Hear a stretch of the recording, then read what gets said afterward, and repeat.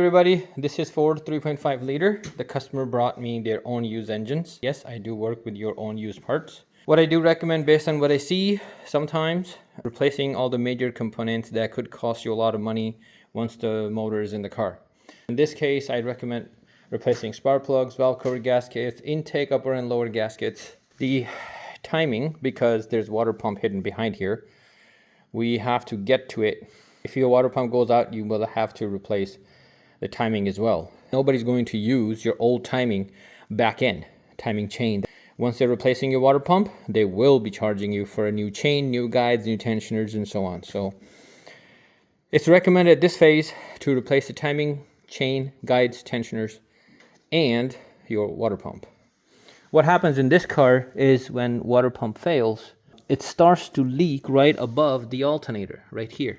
We're also going to put new serpentine belts on here. Engine mounts are look good on the original motor. We're going to keep those. Power steering belt, the alternator and AC belt will be replaced. When we get these motors, they normally cut all your plugs. So we can't use any harness that is on this motor. We have to use what comes out of your car. All the sensors that come out of your car has to be mounted. From what I can see, these ignition coils cannot be used. They were generous enough to break these plugs. This one has a broken plug, so I will be using the ignition coils that came out of the other vehicle. They shoved these in here to prevent any dust. Another thing is, this side is blocked, this side is open, so obviously they forgot to block that off. Condition of the motor, I can't tell how many miles it has. So by looking at it, you also want to replace your crank sensor, which is right behind the flywheel. It's perfect time right now. Right here is the water outlet, thermostat outlet housing. That connects here is a hose that goes down and connects to that fitting there. Now, if that O-ring leaks, you're gonna have water leak in the channel. You see that? That pipe right there? That's where it connects, is one O-ring in here. Then replace the O-ring on that pipe. Water outlet pipe comes up here and put a water thermostat housing here. That's another common failure. We're gonna go ahead and fix that too. Most of the sensors were cut. So sensor wires were cut, so I will have to remove this plenum regardless. Knock sensors are cut. Apparently, I will be using customer sensors. I'm going to call them right now to see if they would like me to put new knock sensors and the temperature sensor. Saves them a headache over time, new gaskets. So I finally got the engine's front end dismantled. Took all the covers off and stuff. I'm going to show you how to time this with your new chains. When you're looking at this, it can be very confusing, because you see some marks on the chain. They're never going to line up unless you keep turning for a few times. I don't know how long it takes to do that. It will eventually line up. What you need to do and worry about is lining up the actual camshafts and the crankshaft to a point. When you do that, you'll be able to time your engine. You do need a special tool. Without that, this job cannot be done. If you're creative enough, you can create something. The amount of time that's going to take you to create something is your own time, so I'm not going to tell you how to do that. Once you line up the engine, it will look something like this. You see how the colors of the chains are off? They're not lining up. Don't worry about it. You need this bolt. If you look at it this way, it should line up straight to the camshaft, like that. You see that? When you look at this one, same way, lines up towards the camshaft. And if this one is tight, you might have to adjust the crankshaft just a little bit to make sure your tool fits. Now, this engine, once the tool fits, it sits flush here and sits flush here. This particular engine is used. Customer brought it from a junkyard. I am installing water pump, timing chain, tensioners, guides, the tensioner, the water pump, and these guides before we put the engine inside the car, because it's extensive labor time to replace this. It costs a lot of money. It's the best time to do it. Now, once you have this lined up, your dots are pointing towards the camshaft, this towards the camshaft. This dot for the crankshaft should be lining up right about 4 o'clock. You don't need to worry about these colors. Once you have all that lined up, you are safe to remove the entire setup. Before you do that, before you get to the chain, you're going to need to remove these 8mm bolts, these ones here. Take this actual actuator system out completely. Then you're going to remove your tensioner. The tensioner will come off. This will be lacking free, and you can easily remove the chain and then guide a new chain. When you install a new chain, then you can line these color onto the dot here and onto the dot here. Now, if you're installing the chain and you put it down here, run it over the water pump, come back here, and this is a tooth off, the easiest thing to do is there's a bolt in here. You're gonna turn the cam back to line the tooth up. It does happen sometimes once the older chains are stretched. So you can turn this a little back, line it up, bring the chain down here. The second dot on this crankshaft will line up with this dot. You can run it out, and in this side, you're gonna have a lot of slack. That is because the tensioner needs to tension the chain. Make sure you have no slack here or here or here. Once you've done that, you're gonna install new guides back in, put your tensioner back in. The tensioner has a pin in here. All you need to do is, once everything lines up just fine, you're gonna pull the pin. The tensioner will push the actual guide towards the chain. You can take your 18 mil wrench socket and turn this two full turns. After that, you can check your timing marks here, make sure this is all in position. You're never gonna line up these colored chain again, colors on the chains again, unless it takes a couple of cranks, we can, but it's not that easy. Also, when you're turning this, you will notice small clicks from this tensioner. The plunger will go back in and come out, click, click, because there is no oil pressure on the new tensioner. That's normal. Once you assemble this all back in, you're gonna use silicone. There's no gasket here. There's also no gasket behind here. You need to clean both surfaces before installing this, okay? Once you put everything back together and you're ready to fire this engine up, all you need to do is remove your fuel system relay and crank the engine a few times until the pressure builds up behind here. I'll say about 10 seconds of plenty. Then you put your fuel relay back in, start the engine, and you should have a better running engine, because if it's an old one and you're replacing your water pump because you have a defective water pump, most likely chains are stretched. This right here is your water pump. To get to this, you have to remove your primary chain, main chain. Then you can replace this water pump. If you're doing this for water pump, you better off getting a new timing system. Do not install your old chain back in, old guides back in, because you're going to cost yourself more labor, more time, and possibly engine damage.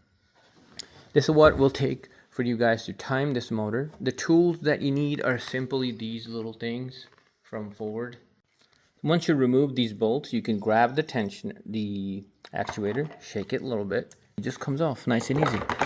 One thing you need to observe, make sure there's no O-ring stuck in here. On this side, we do have an O-ring here. I'm gonna remove it carefully. Now you can see the bolt that I was talking about. You can use to turn the camshaft, if it's slightly bit off. Next, we're gonna remove this tensioner here. We're gonna remove this tensioner and the guide. There you go. So make sure nothing moved. I don't see anything jumped here. Now you can easily take this chain out of your way. There you go. Perfect. Drop it in. We're not using the chain. This guide just slides on like that. This one has two 8mm bolts. We're gonna remove these. Let's open all these bolts here. Water pump bolt, tensioner guide bolt. This bottom guide bolt is the longest. You gotta keep an eye on for that one. Got these bolts out really fast. Now, before you pull the water pump out, you can notice these two are in your way. You're gonna remove these two as well. This one here is the tricky one. Why? Because one of the bolts for this guide here is right behind the actual timing sprocket. You can't get to it. So I'll take a small little ratchet or open wrench. I just had to put it out of my way. Now our water pump is disconnected. We're going to remove it. If this was in your car, be ready, because you are going to have a coolant dropping from here. You can see it will go directly into your oil pan. Once you have serviced this car, you will have to replace your engine oil before firing it up, because there's going to be engine coolant in your oil. You will need a pry bar to pry back here. You can see, even though this engine was okay, I don't know how I feel about this. I have to clean it up. What happened here is this little hose that goes down to your thermostat and other housing was removed earlier and not plugged in by the junkyards, a lot of contamination has dropped in. I'll have to clean this up and install a new water pump. This is the best time for you to go ahead and remove that O-ring and install a new O-ring in there. After you clean this up, you're going to install your water pump just the way you took it out. Then I will show you how to install your chain. I already explained it. Process is the same to install it back in. I will just show you how I do it. Here is your water pump. You see this channel right here for the water pump? This is here for a reason. You see a hole right inside that channel. That hole is going straight to the bushing behind this propeller. When that bushing wears out and the water starts to go inside the water pump, then it will start to come out of this little hole into this channel. Where does this channel go? It goes right here. From this part, the water will still start to go into this hole. You can already see there's a channel behind that hole taking the water out into this part here. You will see a water leaking. Now, if the water pump has failed internally and bushings are leaking, you will see this coolant leaking out. You will also have a noise. Sometimes there's a noise from the actual bushing. That means you have to replace a water pump. Some people diagnose that as a tensioner noise or guide noise, but actually, if you have a combination of noise / coolant leak, you are due for water pump.